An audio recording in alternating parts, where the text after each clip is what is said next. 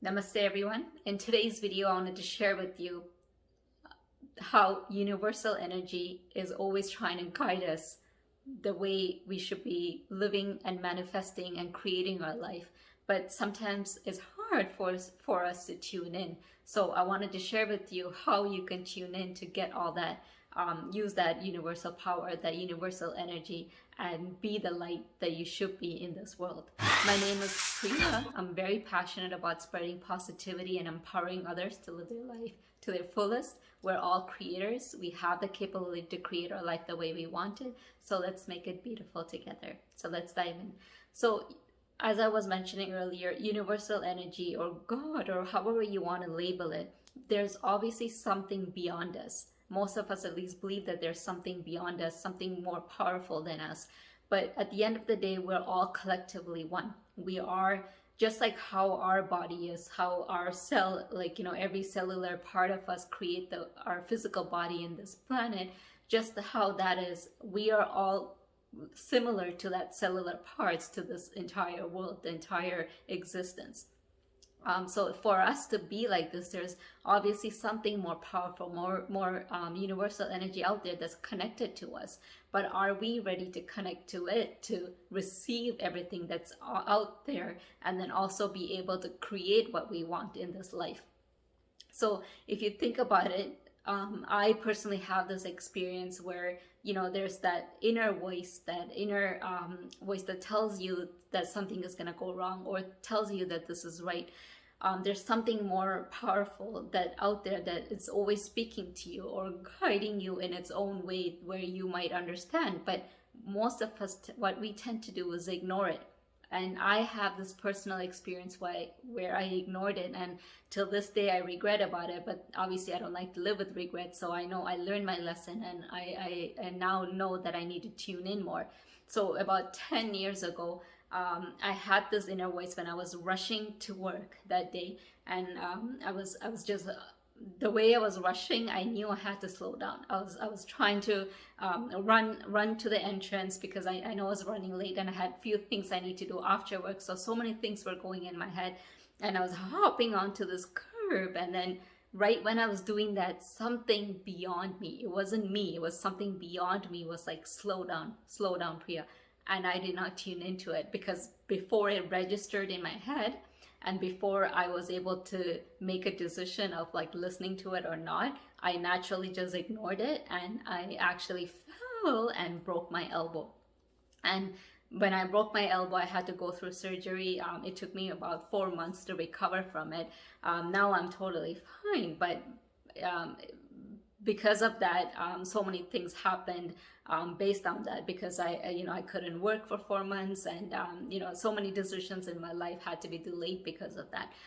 So one event could affect you, and if affect many things that comes after it. So if you think about it, if you just tune into the universal energy that's trying to help you, trying to guide you to the right direction, if you learn to tune into it, then things will work faster for you. Things will happen in a different pattern where it will work out better for you. So how do we learn to tune in? If I told 10 years ago, if I told myself to tune in, I would have listened to that instant, and I would not have had a broken elbow at that time. So how do I learn to tune in? The best way to do is quiet the mind. Because why was I so busy and so ready to ignore that message coming in? Because my mind was all over the place, and I was so in that moment of like, okay, I need to get to work on time, I need to do this after this. I was so focused on the future and all the events I need to do, rather than being in the moment, being in the present moment, and tuning in and quieting my mind. Because regardless how much I rush, I'm gonna get to work on time, or even if it's late, it's okay. I just need to learn to get up earlier the next day, or leave the house earlier the next day, well, however it works. But in that moment, I didn't tune in, and similar events happen in my life where you have that inner voice coming to you, and you feel like you should be listening, but for some reason you don't tune in, you don't take that in for some reason, and therefore things happen, and then you feel you regret not listening to that inner voice or whatever the universal energy that was trying to guide you. And I'm sure I'm not the only one. I'm sure others have went through this in their life as well, where they just kind of ignored the message that they were getting, and then they had to face the consequences because of it. So how do we quiet our mind? And I know I speak about this most of the time in my videos, but I would like to emphasize that breathing is number one best way to quiet our mind. Something that I learned is to initially, when people say focus on your breathing, it was so difficult for me because I have trouble coordinating my breathing. So I always feel like I breathe wrongly, like, if that's a word. I feel like I don't breathe correctly. So therefore, how do you learn to do that is basically quiet your mind and not focus on if you're doing something right or wrong, but just kind of let it out, and then just breathe in and then breathe out again. You can do this through your nose. You don't have to do it through your mouth. I'm speaking, so I'm letting it out through my mouth. But let's do this again through our nose. Let's breathe in and breathe out. And the first few times you do this, you might still be a little bit confused. You might still be doubting yourself if you're doing it the right way. But eventually you'll be able to tune in very quickly. And when you do that, you learn to focus on your breathing rather than what's going on. Because the minute you're focusing on if I'm doing this correctly or if I'm doing this wrong, you're already focusing on something else than your breathing, because your thought forms in your way, so your mind is already busy. So instead of that, just let that go. And even if it does come, don't be hard on yourself, because I do that, where it's like, oh, there you go again, that message is coming, where I'm focusing on how I'm breathing rather than just breathing.